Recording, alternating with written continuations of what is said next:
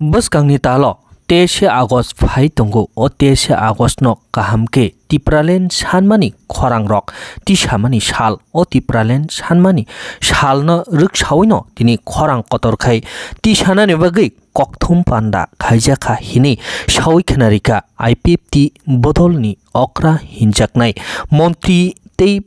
ex minister Prem Kumar montri Shuklacharan Nuatia tei oro thangi manjagi kha GS Sopon Debroma ti thangi manjagi kha Krishnakanto Jomatia ako songrok thangino tini bo panda no mochangriwi kokchap panda khaimani mangpli kasawi phaika teibo sajakha oro montri rokni bisingti hekeba ex minister rokni bisingti lukurokni buskango kokthumne rokni buskango kokachar jaka buskangni 2026 ni chongmari phai tongo TT ADC ni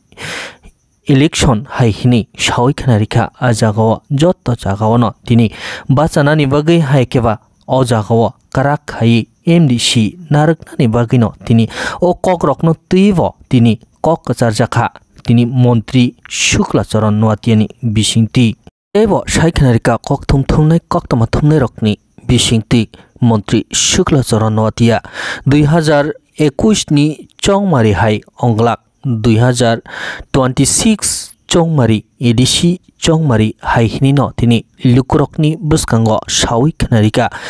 montri Shuklacharan Nuatia IPFTর বর্তমান পরিস্থিতিতে আগামী 2026 স্বশাসিত জেলা পরিষদ নির্বাচন বিগত দিনের তুলনায় 2021 স্বশাসিত জেলা পরিষদ নির্বাচন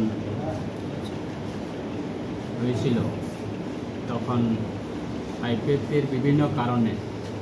বিভিন্ন ষড়যন্ত্রের কারণে IPFTর সংগঠন দুর্বলতা হয়েছে কিন্তু 2021 এই স্বশাসিত জেলা পরিষদ নির্বাচনের তুলনায় আগামী 2026 স্বশাসিত জেলা পরিষদ নির্বাচনে যথেষ্ট IPFTর ভূমিকা রয়েছে। বর্তমান পরিস্থিতিতে সারা রাজ্যে আমাদের দল বিগত দিনের তুলনায় বর্তমানে অনেক আপগ্রেডেশন হয়েছে।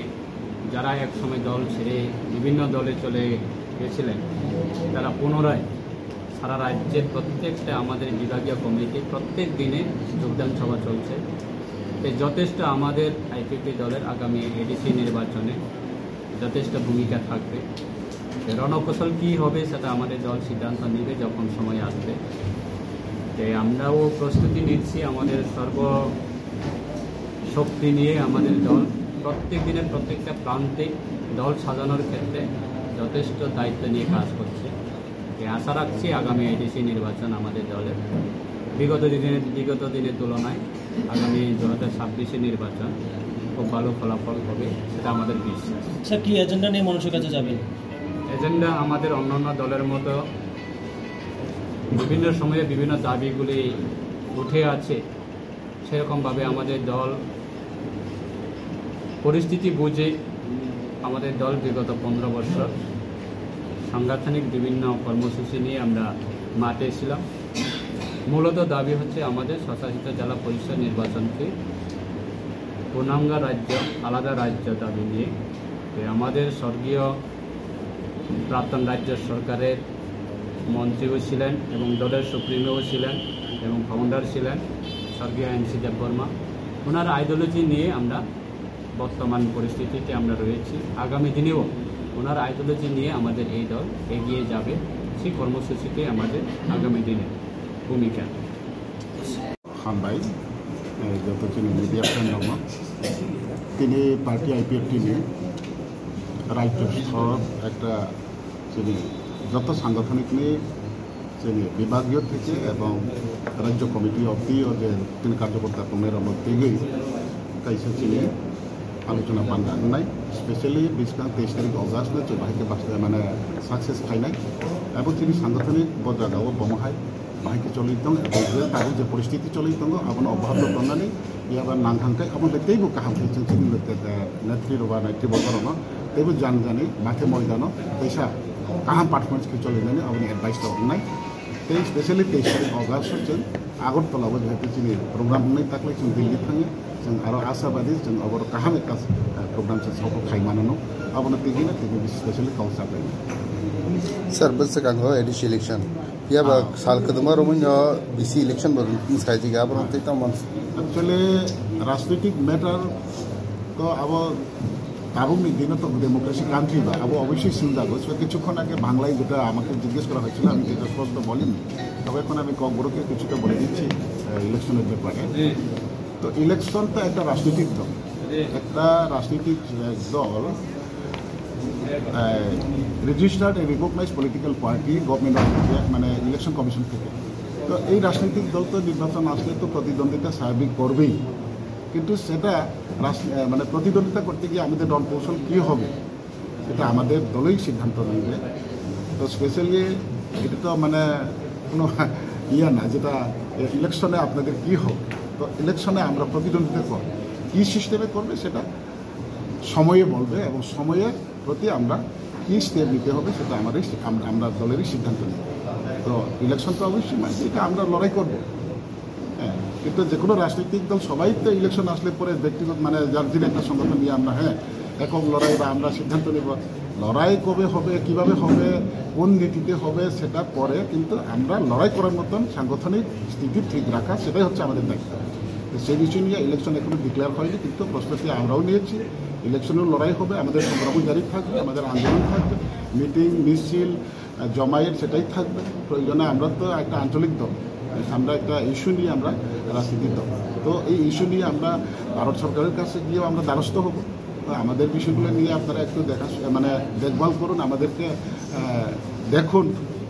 আমাদেরকে একটু দেখবেন এই সমস্ত তো আমাদের থাকবে কারণ আমরা যেহেতু আঞ্চলিক দল আমরা একটা ইস্যু নিয়ে আমাদের একটা দল তৈরি হয়েছে স্পেশালি আমরা আজকে যেটা আমাদের রাজ্যে বা দেশে চলছে যে ইলিগেল মাইগ্রেন্ট সাইডে এই সমস্ত আমি যে গতকালকে মিটিংও বলে দিচ্ছি যে ইলিগেল মাইগ্রেন্ট আছে কি না সেটা তো ভারত সরকারই দেখবে তো ত্রিপুরাতে যদি সেটা মানে বিচার করতে হয় তাহলে তো রেকর্ডপত্রেই সব কিছু আছে আমরা মুখ খুলে বলার প্রয়োজন আমি মনে করি না কারণ ইলিগেল মাইগ্রেন্ট কি হচ্ছে না হচ্ছে স্পেশালি ত্রিপুরা যখন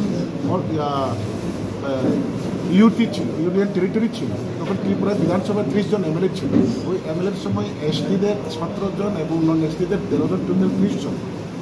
এবং 72 ইংরেজিতে পূর্ণাঙ্গ রাজ্য হওয়ার পরে 60টি বিধানসভা কেন্দ্রে 17ই রয়ে গেছে 13 তারা 43তে অলরেডি এমএলএ হয়ে গেছে